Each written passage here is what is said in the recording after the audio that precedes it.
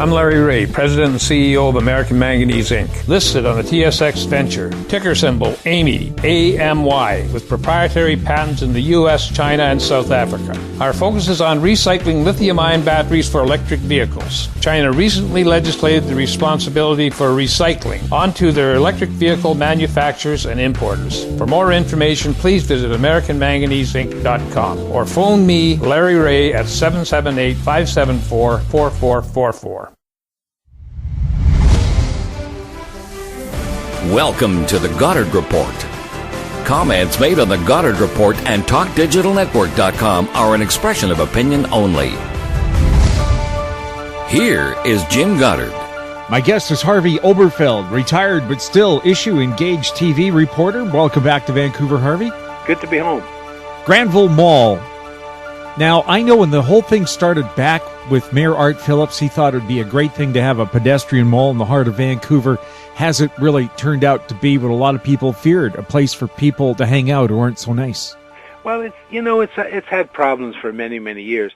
First of all, we've learned by experience, even though they don't seem to be prepared to admit it, when you take the vehicles off and make it, buses only as it is now, basically that tears the people away from the shops. You don't see shops. You don't go to shops, so the traffic is diverted to other streets and the buses go up and down, but the place just becomes basically a hangout. I mean, that's what it had become and it's been that way for years and years and years in the area where the traffic doesn't flow. And they've tried all kinds of things, but it's gotten worse in later years because, the theater closed down. I think McDonald's is gone from there. There's really not much. There's a few restaurants and some bars and all that. But, that part of the mall has never been really that successful or popular. But then what's happened, I happened to just go shopping there on a Sunday a couple of weeks ago, and I was walking on the area south of that where the cars do flow.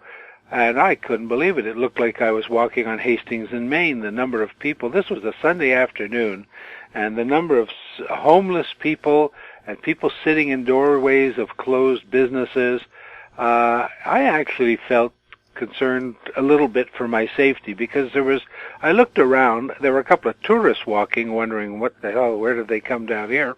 And everybody else really did not look like Sunday shoppers, let's put it that way. And I'm just appalled and it was dirty. There was lots of litter, filth around, and just almost as if a Hollywood queue. As I'm walking, down comes a Vancouver Fire Department vehicle with the siren blazing and stopped just up the street from me for some sort of health emergency on the sidewalk. It struck me that this area is now a suburb of Hastings in Maine, and when I looked into it a little bit, I discovered that the city itself is helping making this worse, not better. How so? Well, you take a look at the people there, and you wonder, well, okay, they're there for a particular reason or something, and there's lots of social agencies that have now sprung up along the streets around the Granville Mall. There's always been, for a long time, there's been Covenant House down on Drake. There's the Gathering Place on Helmkin. There's some sort of a youth place on Burrard between Davie and Helmkin. I'm not quite sure what that is. But I do see people coming and going in there when I go to the medical offices on Burrard Street, and it looks, I think it's some sort of a drop-in or youth services center.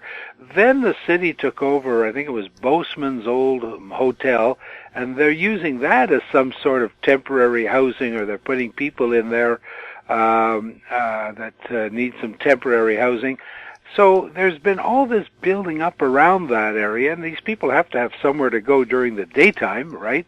A lot of them are unemployable or they're not trying to get work. So where do they go? They go to the mall where they can get a pizza slice and sit on the sidewalk with all their friends and buddies, and they take over the place.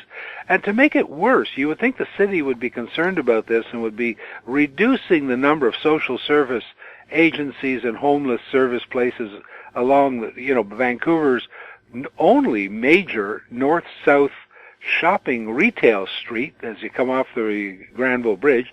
No, in the newspaper the other day, I saw the city has actually voted to take the parkade behind the Boatman's Hotel and turn that into some sort of, they're going to put in modular housing in there to house more people.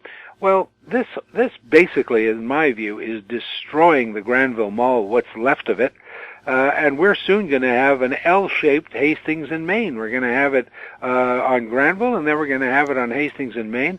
And anybody who's been to Hastings in Maine in recent years in that area, I don't feel safe. I wouldn't walk along there if, anymore. I used to go in that area. If you're walking from Chinatown to Gastown or, in the old days, we used to work down that way, and I didn't really feel unsafe. You had to be wary. But now, I wouldn't walk there at all. I just think it's really an unsafe area. And the city is now doing that, in my view, to Granville Street. I guess, it's the old chicken or the egg kind of thing, though, is I'm sure the city will say we're putting services where the homeless people are. And, of course, the more services you put in, the more homeless people are attracted to the area. What would you do? Well, that's the problem. I mean, you need services for the homeless people, and Lord knows we've got a lot of them, and they seem to be coming in more and more from back east, and there is a problem. And I think what you do with people like that is that you try to spread them out throughout areas. Like, for example, we already have them down on Hastings in Maine, so there's some areas east of Maine that you could put some facilities there, more facilities there. They're not really, people don't stroll or shop down there on those streets east of Main Street, and especially towards the waterfront. A lot of them are business and industrial during the day, and commercial, wholesale commercial. So at night, you could have social facilities or housing or services down there, and nobody would even notice that they're there. They certainly wouldn't disrupt the existing shopping streets. And then you can put them in other areas. You could, if we have to have social services, spread them out around the city, into other parts of the city, into off Broadway and maybe in Mount Pleasant and even Vancouver South. You spread them around, and if you have to house people, you don't put them all into one area, because you put them all into one area and it just exacerbates the decline of that particular area. Now, of course, nobody wants them in their backyard. That's the other argument. But what's happened is that the city council is catering to the people who have and making the businesses on Granville Street pay the price for it. In other words, you don't get them in False Creek, you don't get them in Point Grey, you don't get them in Vancouver South. Very little of that stuff is done there. They concentrate them in the downtown off Granville Street or near Granville Street. And what that is doing is it's destroying any commercial viability that Granville has as it is. I know at night it's there's bars that are open and that sort of thing, but it should be a place where people could stroll during the daytime without fear that they're going to be hassled is the least of it, but see all this filth and litter, and it's not being cleaned up. It didn't seem to be very clean the day I walked there. Now, you don't notice it so much during the week, because people that empty out of the office towers, they do go to a few restaurants there for a cheap lunch or whatever, something in that area. And but that's a very temporary thing. That's for about a couple of hours over lunch, and the rest of the day the street is turned over to these other elements, and it's harming the street. And the city is doing absolutely nothing, in my view, from what I could see, to change the situation or improve it. I mean, these people do need help. But, I'm not so sure that the city's only major north-south artery for shopping, off the Granville Bridge right down to Hastings Street or to the waterfront, where a lot of tourists do walk, when the cruise ships are in port. I'm not sure that's the place that we put those services and those people. You have to have them in various other cities do it also. But have you noticed other cities are in the midst of revitalizing their downtowns? They're turning them into really welcoming places where people want to go. Seattle, Portland, even New York City has really beautified the Times Square area with chairs to sit and places to relax, little tables for you to sit at without buying. You don't have to buy anything to sit there. I mean, all these cities are doing that. And here, what do we do in Vancouver? It looks to me like we're turning it over to the homeless and the derelicts, and nobody seems to clean up. And what's that? How does that for the future? And part of the reason they get away with it is that the news media aren't paying any attention to that area, especially on the weekend. I mean, have you watched weekend news lately? I mean, what it is mostly is it starts off with whatever fires or accidents or something like that that's happened overnight here or elsewhere.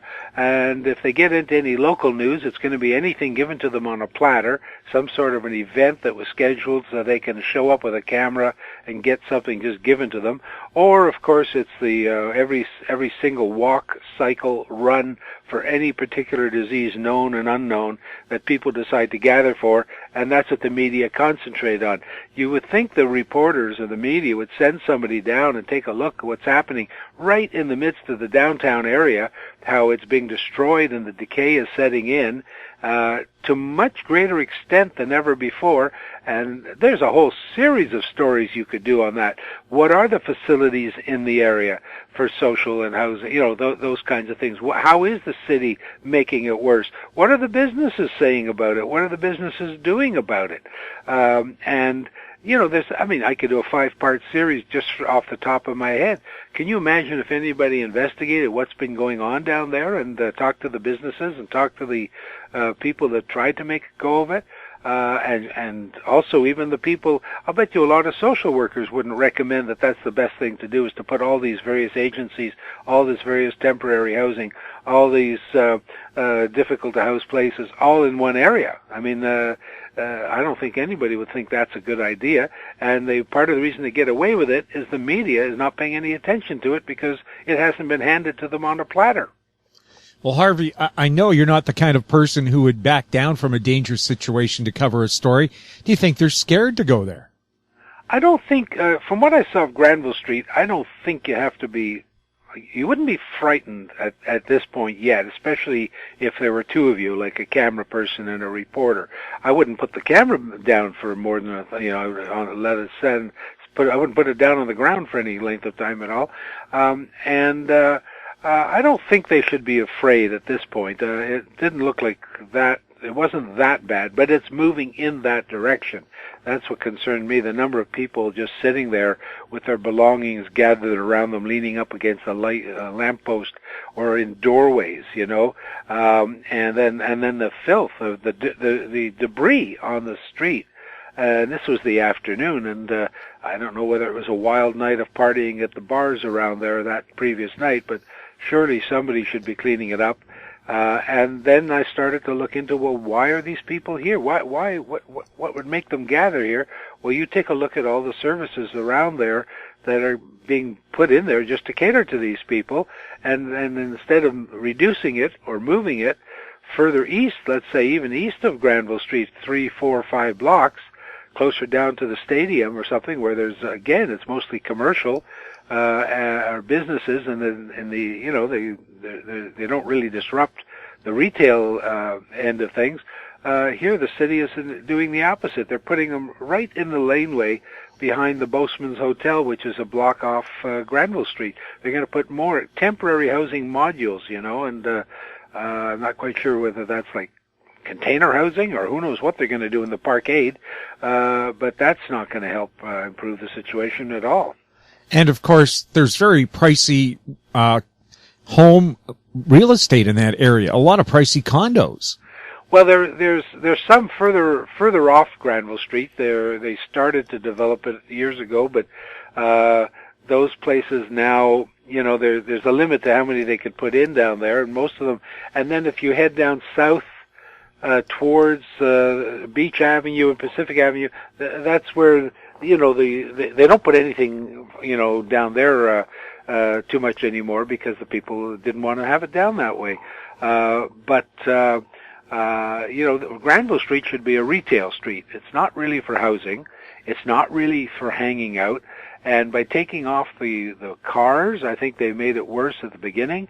And now that's even spreading south. It's it's just the decay is spreading south right towards the Granville Bridge as far as Helmeken now. And there's nothing there that you would want to bring a family and kids and walk around anymore. I mean, it's just gone. And that's a shame. Well, it's kind of dividing the downtown city in half, isn't it? Well, it does. A lot of cities have main shopping streets that divide north and south and east and west. But this one, what's unique about this one is when you think of Vancouver north-south, what is our main shopping street? I mean, Robson Street is not really the everyday shopping street that most people would go to for their everyday goods.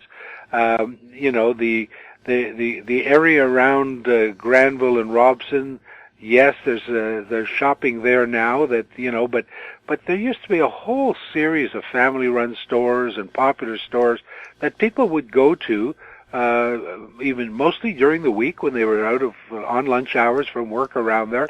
But, a lot of them are gone. A lot of them aren't there anymore. And the spread down Granville Street itself, I haven't analyzed what are the businesses and all this kind of thing.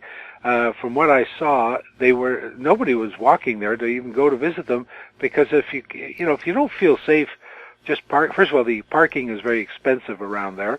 And then just to get out of your car and walk up the street, I wouldn't bring kids there to do that, and even during the daytime. Why go there when you can go to a mall that's much more pleasant to be at, and there's at least some security, and you don't have to pay for parking. But when other cities are revitalizing their downtown, Vancouver seems to be letting it decay. We'll have more with Harvey Oberfeld right after the break. I'm Larry Ray, President and CEO of American Manganese, Inc., listed on the TSX Venture, ticker symbol AMY, A-M-Y, with proprietary patents in the U.S., China, and South Africa. Our focus is on recycling lithium-ion batteries for electric vehicles. China recently legislated the responsibility for recycling onto their electric vehicle manufacturers and importers. For more information, please visit AmericanManganeseInc.com or phone me, Larry Ray, at 778-574-4444. In Goddard we trust. Welcome back. We're speaking with Harvey Oberfeld. Harvey, you seem to think that there's kind of a unpleasant image with the Premier of BC taking along some real estate companies on her latest junket to Asia.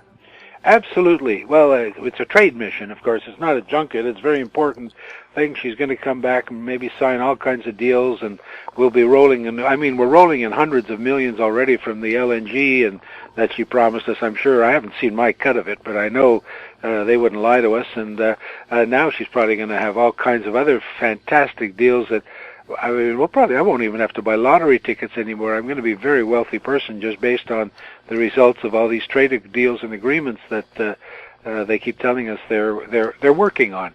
But this one was particularly strange because if there's one area that we don't need new investment, it's Vancouver's housing market. We already have a huge number of condos. You just look at the skyline at night; they just sit empty. These are people have gone in. Some cases, I've heard stories of people going in on pre-build and buying five units in downtown or something like that, and they just sit on them. It's like a real estate investment, you just wait 5 years and hopefully you could double your money, and make a great fortune. Well, there's so much of that happening now. With the number of millionaires, especially in China, and that they have money that they want to get out of that country and invest somewhere else. Vancouver has been a prime target for that. And what it's done, of course, is we've seen how it's driven up the housing prices. I saw a story the other day that a young couple will take 23 years to raise enough for a down payment. I think that's horrible. And although people like me, who bought in earlier, sure, we make a lot of money if we sell our units or whatever we have. But, you have to think about the value to the whole city of the overall society we live in. And having all these empty units, or people that just spend a few weeks here and the rest of the time they just sit empty, that doesn't do anything for local businesses or community or anything. It drives the prices up. So the last thing we need is more incentives for people overseas to come and buy real estate here. And what does the Premier do? She allows 2 real estate agents, real estate companies, to join her trade delegation. And of course, what do they do? Most people I know go on a trade delegation, they promote where they come from as a great place to do business and invest, and these companies will help them do that. Now, I can understand why the companies want to do that, because, they're, I believe in free enterprise, and they're in there to make money. But the optics of the Premier, with so many people hurting, so many people unable to buy a condo in Vancouver, and with rents, almost no rental stock, and with rents going up very, very high, the last thing the Premier would want to be seen less than a year before an election, I think, is taking 2 realtors with her on a trade mission to Asia to encourage more business. If there's one area we don't encourage business, it should be real estate in Vancouver. Harvey, thank you very much for chatting with us. You're welcome. And hopefully somebody else besides just little old me with the Goddard Report pays attention to some of these issues. I hope so too. Well, if we keep talking about it, maybe the media will start paying attention. Well, sometimes they run my stories, 3 or 4 months after I bring up the issue, so it's true. Well, I'll wait. Thank you very much. You're welcome. My guest has been Harvey Oberfeld, a retired TV reporter who is still very much engaged in what's happening locally, nationally, and internationally. You're listening to the Goddard Report on TalkDigitalNetwork.com. Find us on Twitter at TalkDigitalNet. Our YouTube channel is Talk Digital Network. Comments or questions for the show can be emailed to info@HowStreet.com. I'm Jim Goddard. Thanks for listening. Comments made on the Goddard Report and TalkDigitalNetwork.com are an expression of opinion only. The Goddard Report is available online and mobile at TalkDigitalNetwork.com. The Goddard Report is a production of How Street Media Incorporated.